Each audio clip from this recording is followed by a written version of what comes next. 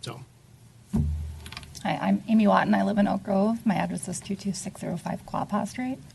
And first I'll address the paper voter rolls. If they're delivering blank voter rolls, they're in violation of state statute. right. So if the county's delivering blank voter rolls, they're violating the statute. Those are required to be here as a backup by Minnesota statute. So if that's done by the county, they should be sued. I mean, that's blatant violation. Second, I do have the agreement with Anoka County in my hand, and the only power that's given to the county in this agreement is that the county is given the authority to modify the quantity or the definition of the electronic equipment. They're not giving any other unilateral power. That's it. You brought up statute 211B, .076, was that it? Couldn't Tom Hunt also be found in violation of that statute by doing what he's doing and superseding his authority and not allowing you guys to, terminate this agreement? And Well, that was move going to be forward? my point. I mean, part of the problems that we're having today across this country is a bureaucratic organizations all over the country, bureaucrats that It's not are elect- fighting elected officials and doing what they want to do. You know, the five of us up here were voted here to represent our constituents, and we're being told by bureaucrats that we can't. So that is my problem with all of this. So the same bureaucrats put right in your agreement, it says that the county does not warrant the performance of the equipment, and it also says that it cannot warrant the data source systems will be uninterrupted or error-free, or that the data is accurate, complete, and current, or that the data defects will be corrected. And here's the key point. It also says the data system is free of harmful code. The county will not tell you that the machines, that the poll pads are not free of harmful code. They will not warranty that. So to me, that is, the fact that this was signed without that explicit warranty is startling.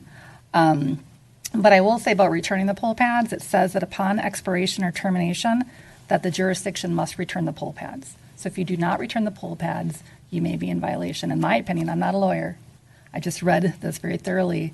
If it's not returned, you guys can be in violation, and Tom Hunt could say, oh, you didn't return it, you violated the termination agreement. So the fact that he gave you the date, I think that you should go forward with that. My question is too about the training of the election judges on the poll pads. Is the training about getting the information that you need in the end, or is it about the use and operation of the poll pad? I haven't done the training yet. You know, So, that was my question. but my question is, I remember going to the primary and signing the poll pad and thinking, okay, it's asking me if I'm a citizen. It's asking me if I'm legally eligible to vote.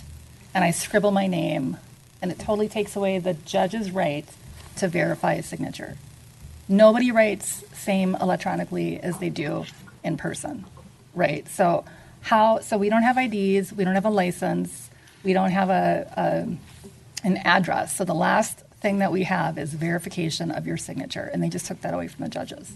So there's no way to verify that someone is who they say. They're just signing on a piece of electronic equipment that they are who they say and that they're legally eligible to vote.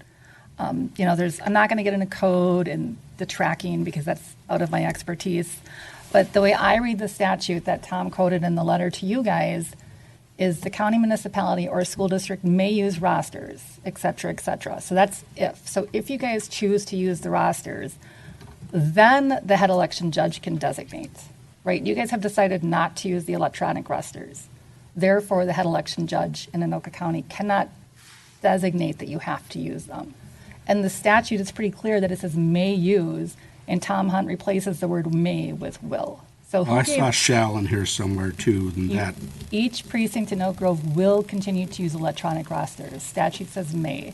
So who gave Tom Hunt the authority, the statutory authority, to be the head election official and tell people that they have to do something that statute says may do? well, this is why we should have attorneys reading the statute that make sure that it doesn't say will when it should say may. And that's the ammunition that we need to say, we're still going to do what we're going to do. Shall may, will. Those are very important words. They're very small, And how- but they really talk about the intent of the sentence that you're using. And if Oak Grove pays the judges, they're employees of Oak Grove, how does the county then say, we're going to circumvent you and go to your employees and your citizens and tell them what they have to do? And I am not an attorney, so I'm a reasonable person, and I read this a certain way.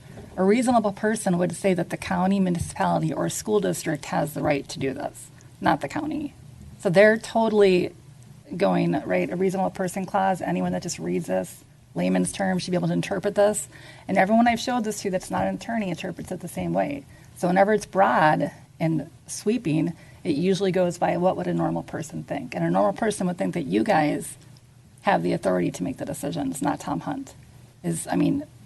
I've looked over and over, where in statute is Tom Hunt the elections official, or the head election? Why isn't the city election person not the head person? Why is it Tom Hunt? Like, can anyone tell? Do you know why it's Tom Hunt? Because the county has been delegated the authority to run these elections throughout chapters, almost the entirety of chapters the 200s. Yeah. That's what it is. And if you read this provision in whole, it does say head elections official may designate that electronic rosters would be used. You have to read everything holistically. And if you read them together, I think a reasonable person could also interpret this to say that the head elections official, and for federal, state, countywide elections, the person, I don't know of an example where the municipality would be considered the head elections official for an election that involves the president of the United States or the governor. But the statute doesn't delineate elections. It just says county, municipality, or school district. So why doesn't it not state that the county attorney or the county election person is the head?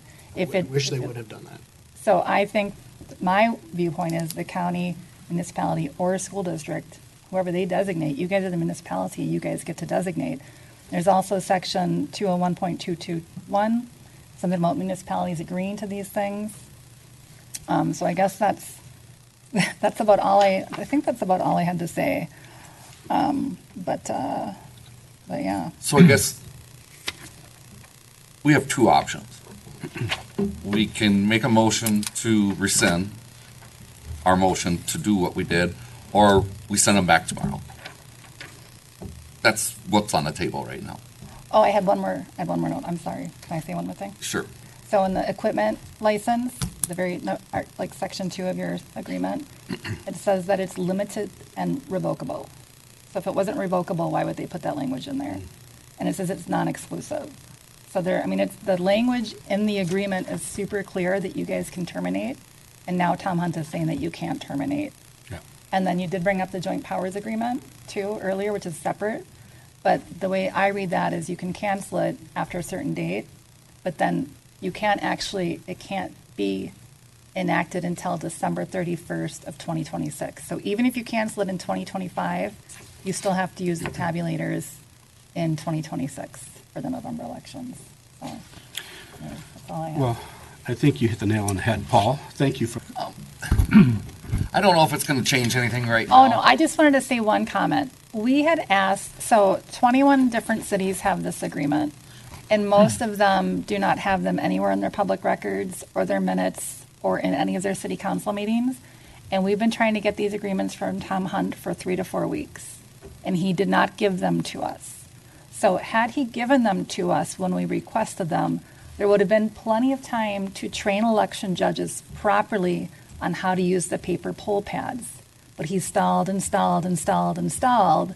And now that he finally produced all 21 just this week, right after judge training is finished, he sends a letter saying you have to use them. Well, that was the game plan. That was always That's the what game they plan. do. So Tom Hunt is circumventing you guys. He's circumventing me as a citizen of Oak Grove. And I will not be voting for anyone in this council that does not support the citizens of this city who believe that this type of thing should happen. No one in Oak Grove thinks that the county should run the city of Oak Grove. Nobody.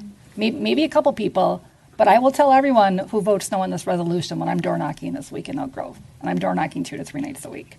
I will say these are the city council members that voted no to protect your vote. And if it's you two, I'll tell people not to vote for you two. I'm sorry, but that's where I stand. Tom Hunt did this deliberately, it was intentionally, and it's malfeasance in my opinion. He should be the one being taken to court, not you guys, not you. It should be Tom Hunt. He's thwarting your authority as the city council, and he's overstepping me as a citizen. And it's ridiculous and it's disgusting, and this reminds me of COVID. And they told us what we could do, right? This is an illegal mandate from Tom Hunt telling you guys, if you don't toe the line, he's gonna sue you. And you guys are scared of Tom Hunt. And that's insane. We don't vote for people in Oak Grove that are afraid of Tom Hunt. We vote for people in Oak Grove that stand up for liberty and for us. And I'm looking at you because you're on the fence Yeah. here. Like, I want you to stand up for liberty. I don't want you to stand up for Tom Hunt. I should be clear. Right. Tom, the Anoka County elections official. Thank you. for is your- not- Sorry. And I was- You're done? I'm no, sorry. I was going to say one more thing too. If there's huge blowback and they say, oh, we're going to enact statute 211B.076, there's a loophole. You guys can choose to use the paper rosters that have to be printed by the state statute, and they're released when they close the SVRS system.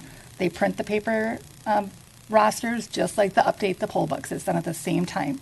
So there's no updates to the poll books after the rosters are done. So if they threaten you with legal action, and I don't recommend this, I don't want you to do this, but you could always use one poll pad for new registration only, and then you could use paper for all prior registrations. I don't want that, but I'm saying if they come back and threaten to sue, people are like, oh my gosh, we're so afraid of suing. After you return them and there's a fight then, that could be like a get out of jail free card if you're afraid of Tom Hunt, which I don't think you should be. Again, thank you for your. Thank you. All right. A couple of just clarifying points. 211B.076